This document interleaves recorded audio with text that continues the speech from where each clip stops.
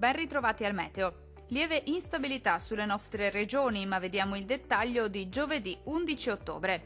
Sul Veneto il cielo sarà irregolarmente nuvoloso e a tratti anche coperto, tuttavia con qualche pausa soleggiata. Non si escludono dei locali rovesci sulle province occidentali e inoltre su quelle meridionali della nostra regione, ma la tendenza sarà per un miglioramento.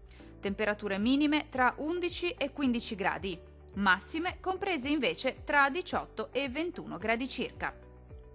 Diamo ora uno sguardo al Friuli Venezia Giulia.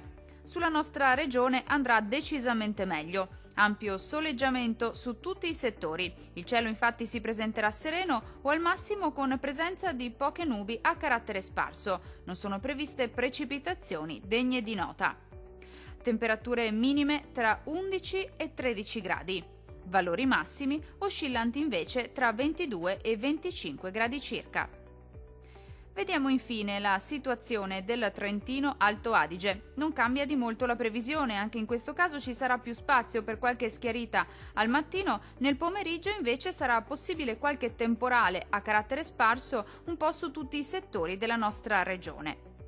Temperature minime tra 13 e 14 gradi. Valori massimi oscillanti invece tra 17 e 20 gradi circa. Dal meteo di Antenna 3 è tutto, arrivederci al prossimo aggiornamento.